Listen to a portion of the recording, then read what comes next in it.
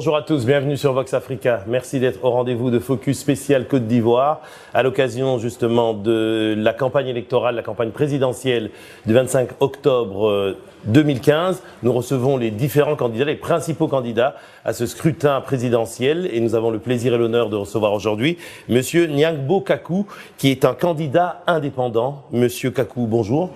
Bonjour monsieur, comment allez-vous? Très bien, merci d'avoir accepté notre invitation. Alors je l'ai dit, candidat présidentiel, candidat indépendant, puisque vous êtes un des rares députés indépendants de l'Assemblée nationale ivoirienne. Alors pour vous présenter en quelques mots, vous êtes âgé de 53 ans, fils d'un planteur et d'une commerçante, diplômé en économie avec une spécialité dans la fiscalité, diplômé de l'université Panthéon Sorbonne de Paris, en France. Et puis vous êtes enseignant en gestion, en droit social, en fiscalité.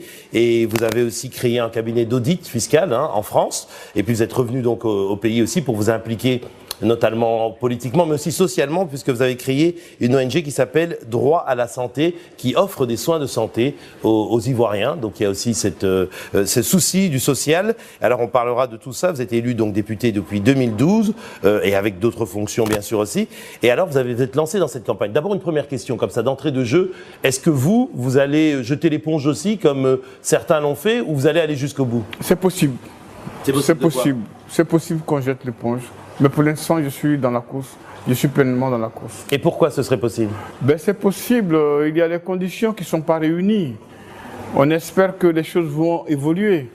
Au cas où les choses n'évolueraient pas et que la situation venait à s'empirer, il est possible qu'on se soustrait de la situation.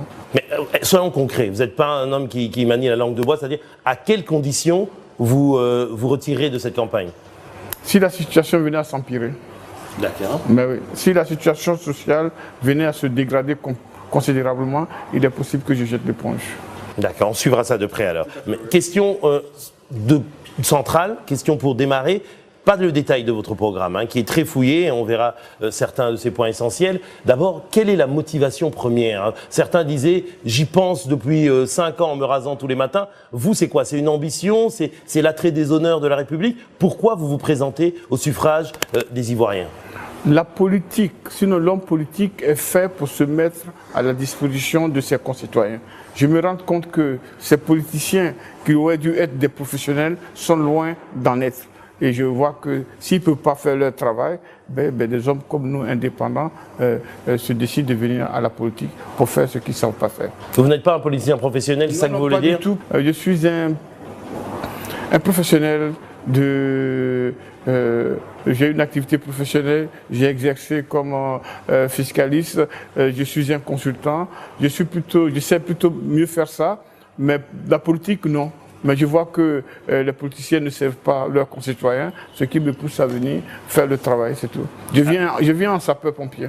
Alors, très bien. Alors, parmi vos points centraux que vous mettez en avant, c'est notamment la lutte contre le chômage des jeunes et puis aussi la réforme des institutions. On va s'arrêter là-dessus, mais avant tout, il y a une phrase qui m'a étonné dans votre programme. Vous dites ceci: si je suis élu, je serai le dernier président élu au suffrage universel. Donc en quelques mots, qu'est-ce que ça veut dire? Vous voulez révolutionner carrément l'organisation territoriale de la Côte d'Ivoire? Tout à fait, tout à fait. La Côte d'Ivoire d'aujourd'hui ne sera pas la Côte d'Ivoire de l'année 2020. On est d'accord. Le suffrage universel ne va pas aux Ivoiriens. Chaque fois qu'on arrive à ces échéances quinquennales, c'est une crise qui se présente à la Côte d'Ivoire. Il faudra que ça s'arrête. C'est un peu comme si il y avait un match, vous qui venez de l'Europe, un match PSG-Marseille.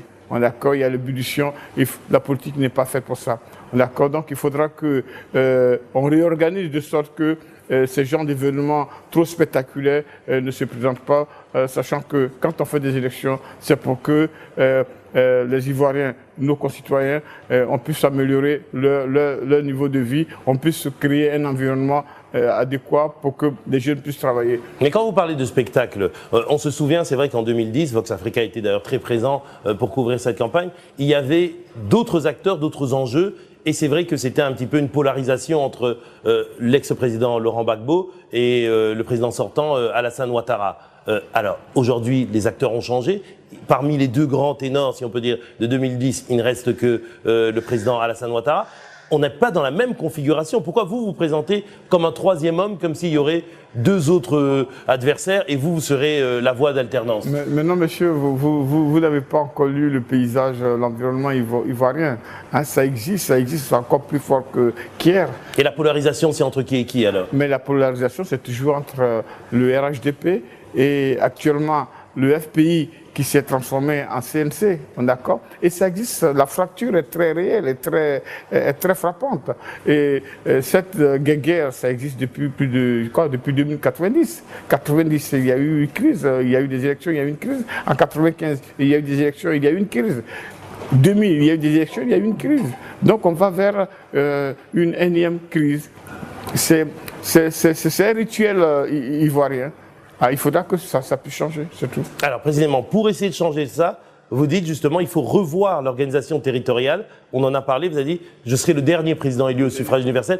En quelques mots, pour expliquer à nos téléspectateurs, quels seraient les grands axes de votre réforme territoriale qui changeraient le visage et l'organisation politique et administrative de la Côte d'Ivoire? Ça veut dire quoi? Dorénavant, la Côte d'Ivoire sera reparti en 8 groupements de territoire. Et chaque groupement de territoire aura une autonomie totale et une souveraineté dirigée par un gouverneur. C'est le gouverneur qui va conduire la politique économique et sociale de ce territoire. D'accord? Il aura un président, mais il aura un pouvoir, ça sera le pouvoir régalien, celui des forces armées et celui de la diplomatie internationale. Donc l'homme-dieu n'existera plus en Côte d'Ivoire. Vous pensez quoi? La tradition des hommes forts, c'est pas bon pour la Côte d'Ivoire? C'est fini. Il faut qu'on arrête ça. Et pourtant, dans un pays qui a encore de grands défis de développement, est-ce qu'il ne faut pas justement à la fois un homme fort et à la fois des institutions fortes? Effectivement, je vais vous faire comprendre que le défi de développement, en segmentant, on développe plus que quand c'est un bloc trop global. C'est trop gros pour un seul individu qui ne connaît pas la Côte d'Ivoire profonde. En segmentant, on développera mieux la Côte d'Ivoire. Et le souci de tout individu, c'est le développement, c'est la richesse, c'est le bien-être. Ce n'est pas d'aller se présenter à chaque 5 ans pour élire son président de la République. Donc, moi, je réoriente les choix. Le choix, je privilégie le bien-être de l'homme au détriment du choix politique. Bon, d'accord. C'est ça qui m'a motivé pour faire cette réorganisation territoriale. Mais est-ce que cette décentralisation, si je peux dire, qui est plus qu'une décentralisation, puisque c'est presque une sorte de fédéralisme, sans y en dire les mots. C'est une fédération de groupements de territoires. Est-ce que ça ne peut pas conduire à une balkanisation du pays? Parce qu'on sait que dans certains pays africains, des jeunes nations, à peine 55 ans d'existence, il peut avoir ce qu'on appelle des poussées irrédentistes. C'est-à-dire certaines régions, certains territoires qui pourraient prendre leur indépendance en disant nous, on est les plus riches, on ne veut pas partager avec les autres. Ça ne peut pas exister. Et pourquoi? Parce que dans chaque groupement de territoire, il y a des différences d'ethnie. D'accord? Ce n'est pas une ethnisation, hein. Il y a des groupes d'ethnie. D'accord? Donc cet ensemble d'ethnies additionnées ne peut pas à eux demander leur indépendance. Donc c'est une hypothèse qui ne pourrait pas se vérifier dans notre organisation. Alors, allons plus précisément là-dedans. Donc, les gouverneurs de ce territoire, eux, seraient élus au suffrage universel? Ils sont élus localement au suffrage universel. Et puis, au niveau du gouvernement central, la Constitution va fixer l'ordre. L'ordre ils ont un mandat de 2 ans. C'est-à-dire quoi? Les gouverneurs dirigeront l'ensemble du pays, une sorte de tournante en fait. Une sorte de tournante, effectivement, comme ça s'est fait au niveau de l'Union européenne depuis quelques années. Et vous voyez que la Côte d'Ivoire va changer de président de la République sans que la population ne s'en rende compte. Et c'est une avancée extraordinaire. On aurait un président, mais on ne sait même pas qui est le président. Mais ce qui sera important pour nos concitoyens, ce sera le développement économique et social. Oui. Donc ça va créer une stabilité durable. Et les investisseurs auront confiance en notre pays et ils voudront venir investir parce qu'on sera sorti du régime présidentiel, du régime où il y a des dieux. On est des hommes, on n'est pas des dieux. C'est ce que je vais faire comprendre. Donc c'est pour éviter la cristallisation sur des personnalités politiques fortes. Vous avez tout compris. Qui parfois conduisent à des débats inutiles ou à des confrontations personnalisées. Il y a 2 grands partis en Côte d'Ivoire qui ont pris le pays en otage. Il faudra que ça s'arrête. Ils ont pris complètement le pays en otage. Là, on va à des élections, la population a peur. On ne sait pas qu'est-ce qui va se passer après le 25. D'accord? Sachant que vous avez dit tout à l'heure, il y en a qui demandent arrêtés, il y en a qui veulent continuer. Vous voyez, si nous sommes 10 candidats, si seulement 4 partent aux élections, est-ce qu'il faudra dire que l'élection est bien faite ou pas? Mais je crois que le président élu voudra continuer ce mandat.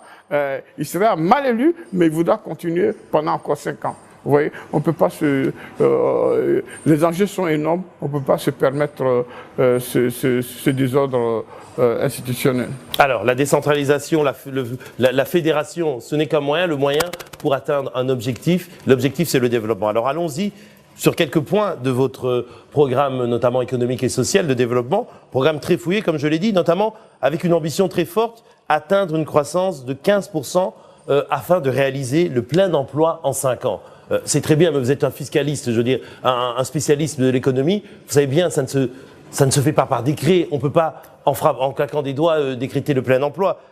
Alors là, vous citez même le budget de la Côte d'Ivoire, qui est de 5 014 milliards, dont seulement 3 989 milliards sont disponibles, parce que le reste, c'est pour le paiement de services de la dette.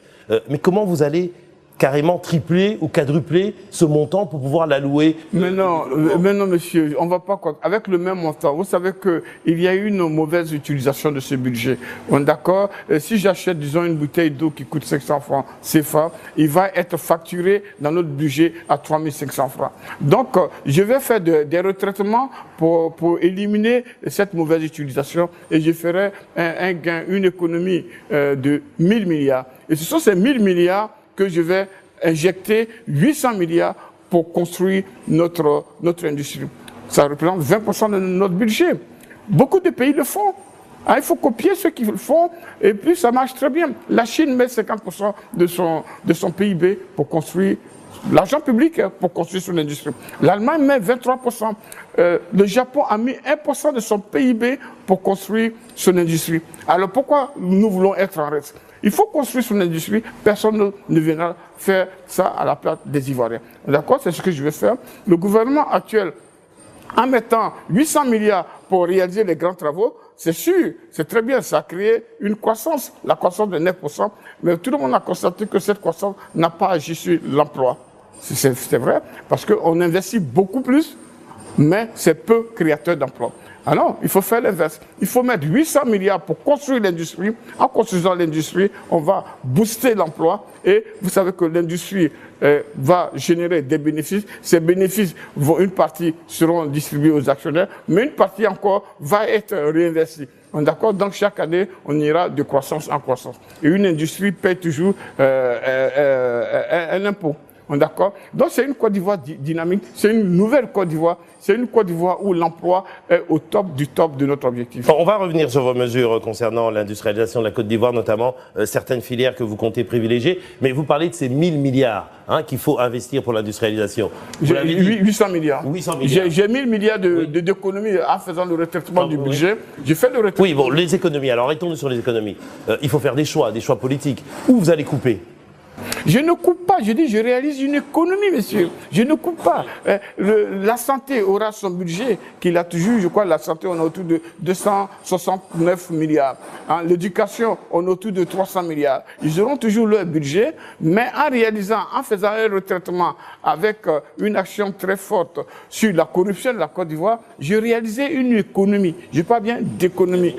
Une mauvaise utilisation. Quand on récupère la mauvaise utilisation, c'est une économie et Mais comment vous fixez ces estimations de l'économie que vous pourrez faire? C'est-à-dire, comment vous savez quel est l'argent perdu aujourd'hui dans la surfacturation, par exemple? C'est évalué comment? C'est pas évalué. Quand on a le budget, d'abord, il y a eu une hausse. C'était à 5 014 milliards. Le budget qu'on avait voté en décembre 2014, nous venons de voter un budget rectificatif. Il est passé à 5 196 milliards.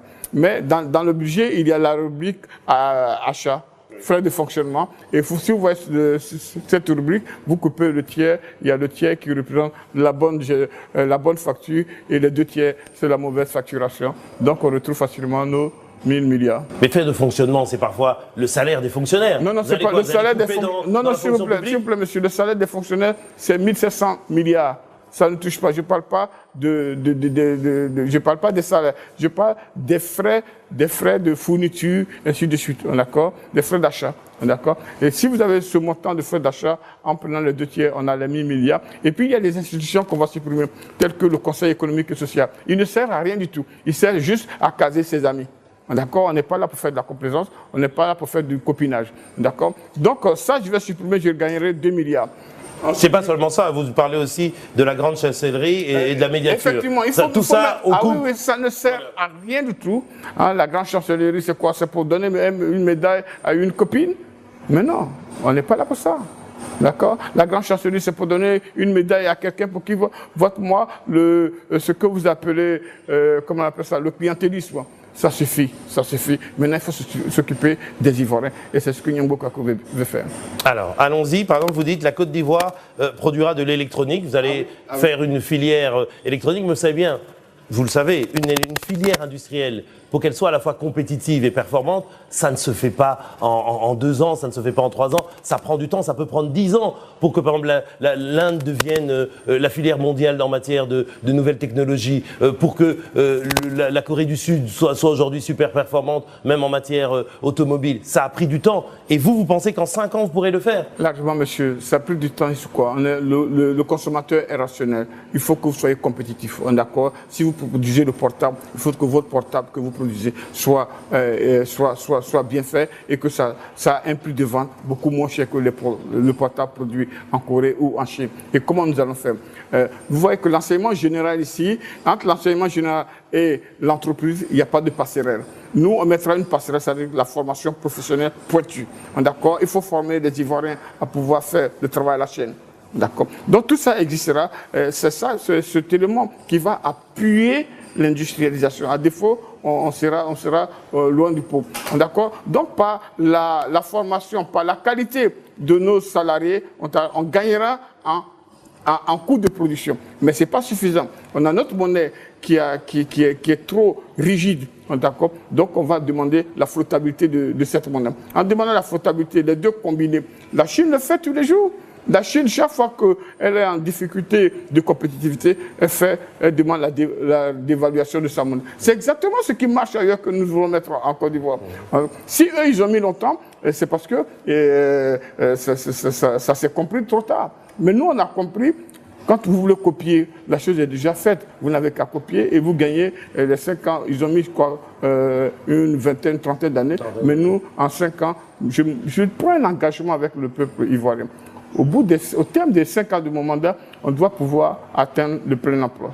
D'accord? Donc, je viens pour servir totalement notre pays pour arriver à réussir le projet de société que je vais mettre en place. Et c'est pour ça que je ne voudrais pas qu'il y ait la guerre dans le pays. Je vais rassembler tous ces partis politiques qui n'arrêtent pas, qui font du matin et soir en train de se tirer là-dessus. Ils seront dans mon gouvernement pour qu'ils puissent se taire. D'accord? Je ferai un gouvernement d'union nationale. Il y aura des membres du RDR, des membres du PDCI, des membres du FPI. Ils seront calmes et moi, je pourrai m'attacher au chantier si fast, si lourd pour pouvoir atteindre l'objectif que je promets à la Côte d'Ivoire. Alors, 2 points de détail par rapport à cette forte ambition d'industrialiser le pays. Vous avez parlé justement de la monnaie, le franc CFA. Vous avez dit on va le transformer en monnaie flottante. Mais pourquoi pas sortir carrément du franc CFA? Le débat est aujourd'hui devenu mûr. C'est-à-dire en Afrique, on entend des intellectuels, des hommes politiques, ou je veux dire parler haut et fort pour dire le franc CFA, c'est un asservissement, c'est une perte de souveraineté des pays africains, notamment pour le fait qu'il y a 13 000 milliards, je répète bien, 13 000 milliards de réserves de change qui sont bloquées à la Banque de France, qui ne sont pas disponibles donc pour, par exemple, être réinvestis pour les infrastructures ou l'industrialisation en Afrique. Alors pourquoi être timide et ne pas aller jusqu'au bout? Je ne suis pas timide, monsieur, mais il faut voir ce qui est réalisable et ce qui est faisable. D'accord? La Côte d'Ivoire est au sein de l'UEMOA.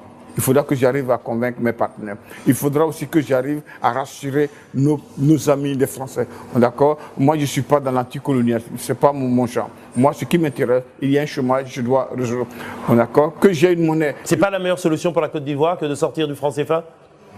Ce n'est pas la meilleure solution parce que ça va être difficile à se mettre en place. On ne veut plus de révolutionnaires dans ce monde. Le monde est global. C'est une famille mondiale, universelle. D'accord? Dans cette famille, il faut pouvoir rassurer tous les partenaires. Mais si vous voulez les mêmes moyens que la Chine qui joue sur le yuan, il faut avoir votre monnaie. Si notre monnaie est flottable, on a exactement les mêmes moyens. On a exactement les mêmes moyens. Parce que quand la monnaie sera déclarée flottable, elle sera considérablement attaquée. Et notre monnaie sera très très faible. Une fois qu'elle sera faible, on est d'accord, tout ce qui viendra de l'extérieur coûtera très cher et tout ce qui sortira de la Côte d'Ivoire coûtera moins cher.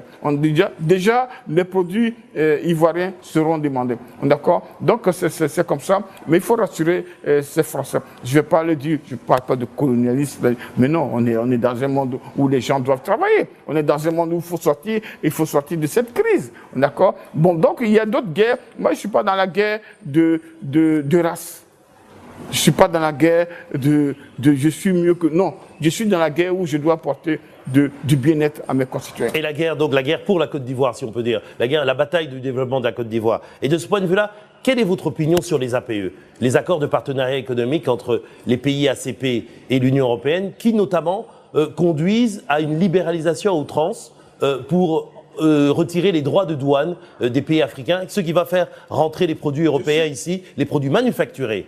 Et beaucoup de personnes en Afrique, notamment, se sont élevées contre ça parce qu'ils disent si on ouvre nos frontières trop vite, on n'aura pas le temps de s'industrialiser. Vous qui prenez l'industrialisation rapide de la Côte d'Ivoire, qu'est-ce que vous pensez de ça? Merci beaucoup. Non, mais c'est extraordinaire. J'ai tellement de choses à dire. Vous voyez que les Africains sont frileux parce qu'ils ne font pas de politique d'accompagnement. Moi, je fais une politique d'offre.